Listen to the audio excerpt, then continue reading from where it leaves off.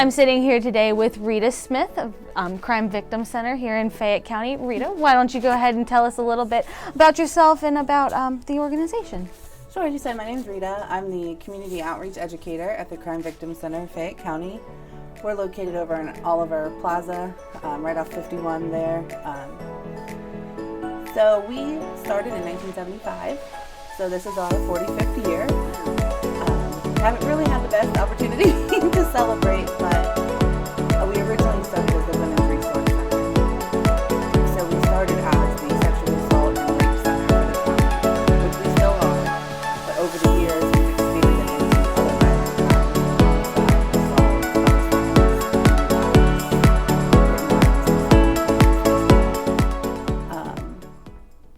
we have been serving the community the whole time. We've moved different locations, but that's where we are now. And we focus on the victim. We're there to advocate for them.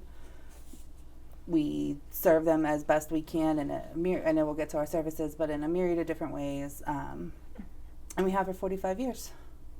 Oh, great. But yeah, why don't you go ahead and start telling us a little bit about your services and different things that constituents come to you for? Sure. So we offer counseling and therapy services. Those are free services to any victim of a sexual assault or rape or violent crime, and often to their loved ones as well. If you lost someone in a homicide, we provide counseling and therapy services as well as a support group for that. We have a 24-hour crisis hotline. That number is 724-437-3737. It's answered 24 hours a day, 7 days a week, holidays, Christmas, every time. So if you're having a hard time, or you've most recently been a victim of some type of crime and you need someone to talk to, we're literally always there. We offer legal advocacy services. So even if you've never been a victim of a crime, I'm sure you can imagine how difficult it is to navigate the legal system without some sort of assistance. So we will accompany you to police stations. We'll help you with the court proceedings, sort of telling you what's next, what to expect. We'll go with you if you'd like. Help victims with their impact statements. We do victims compensation through our office, which is a state program that provides some sort of financial compensation to victims depending on their situation. So they can help with funeral expenses or medical bills, those kinds of things. We also do hospital accompaniment. So if you've been a victim of a sexual assault or a rape and you go to the hospital for services, if you want us to come, we will come and be there with you to just sort of be support for you and to guide you through the system. It's a scary situation all the way around, and then to have to go to the hospital following it is a lot.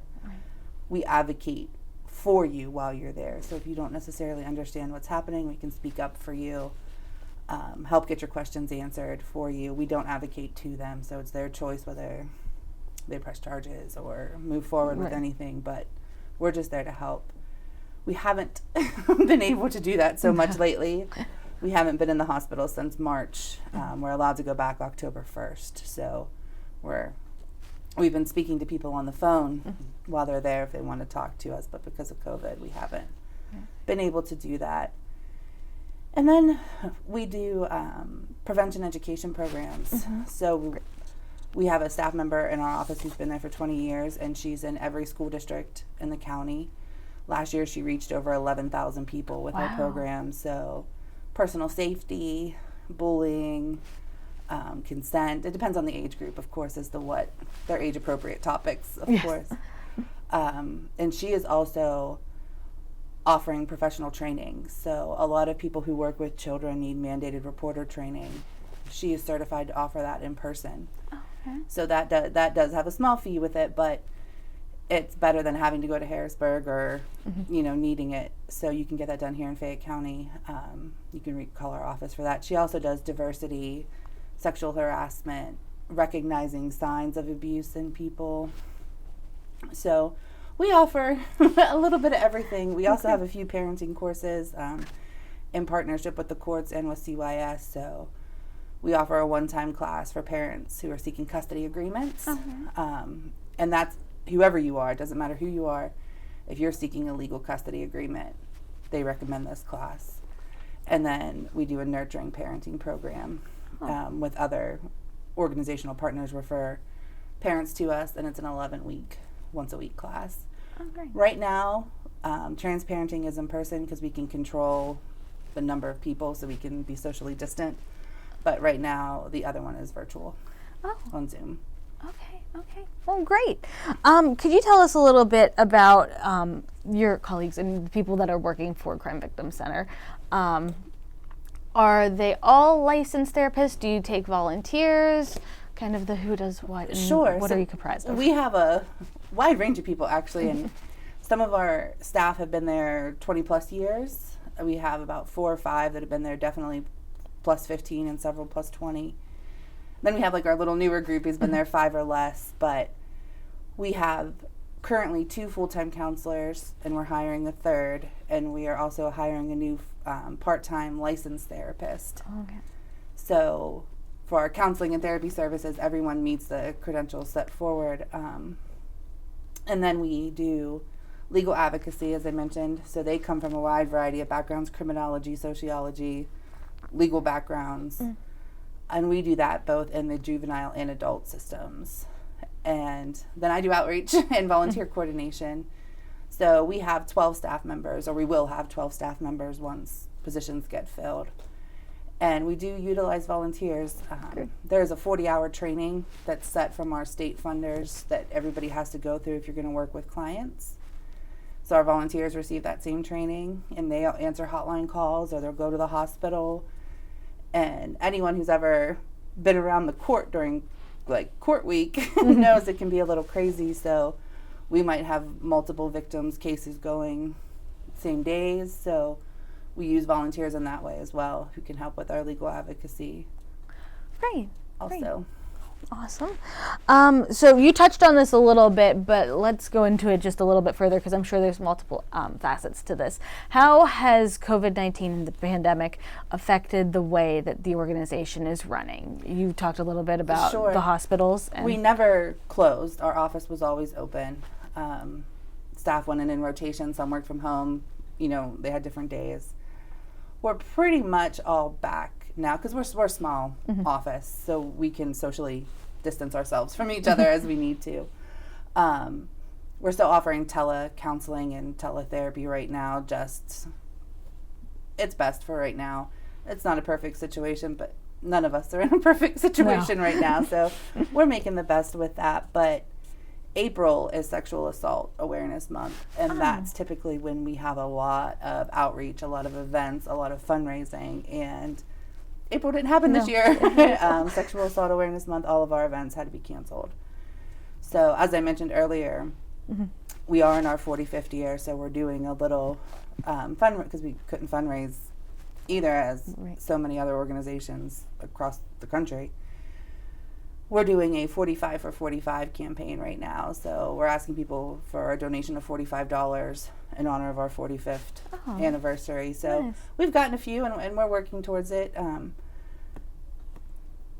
It's remarkable in this world to have some organization be continuously in operation that long, and you know, we've had staff who've been there half that time. We have volunteers who have been there since the 90s. You know, it's a goal. I think a lot of people might be uncomfortable talking about the services we offer and the things that happen to our clients, but a lot of people believe in the work. They know it's necessary work, and so we've been essential, but for sure we're making do. You know, we're all mastering Zoom and other ways of reaching people. You know, doing outreach right now is difficult because not a lot of people are meeting or having events or places to go. So we're relying on social media to help get the word out. And we're working with other community partners as well as our own website and Facebook to get some of those prevention education programs out because some kids aren't in school right now. Some kids are only going to school a few days a week, so it's tough to get into the schools as well right now. But if we can get them out online or on social media, then the kids at least can see them and know that there's help if they need it. Because we know it's stressful for everybody right now, and especially if you're a working parent and trying to manage educating your kid and work. So we're just trying our best to get the word out in all the new and unique and different ways we can find. So we're appreciative to be here today. This is very helpful. Great. Well, aside from the woes of the pandemic, are there any other state government related issues or anything like that kind of that you deal with day to day? Are there anything? We pretty much operate, when the pandemic, when they shut down the courts, that shut down a lot of, it's hard to navigate the legal system with somebody when the legal system is shut down. We do, and there have been some bills recently that have gone through that have been very helpful, that have gone through both the House and the Senate with almost unanimous support. But we are a lot like PCCD, so we are funded through some state programs. So, of course, we have those standards to follow, but given the current pandemic, a lot of people, have loosened some requirements. So we have a great working relationship with our representatives, Representative Dowling and others. And currently, and probably always, and hopefully always in the future, we know we can just call if we run into an issue. For sure. And that they will work with us and have our backs if we need it. So we're good. Well, great. Is there anything else you wanted to add? I know we covered a lot. Your organization definitely does a lot. Yeah, we do a lot. No, it's just if you need help, please reach out. If you've been a victim of a violent crime or a sexual assault and you don't know where to go or what to do, please give us a call. It's not your fault, and it doesn't have to be your problem on your own. That's what we are here for. We're here to help, and the legal system is confusing to just about everybody who's not a legal scholar. So please, if you need our help, please reach out. And how can they reach out to you? Sure. Either to volunteer, if they need your services, anything like that. You can always go to our website, which is CrimeVictimsCenter.com. There's different forms on there to request different information if you need it, or a volunteer application. Our office number is 724-438-1470. And we're there Monday through Friday, 8:30 to 4:30.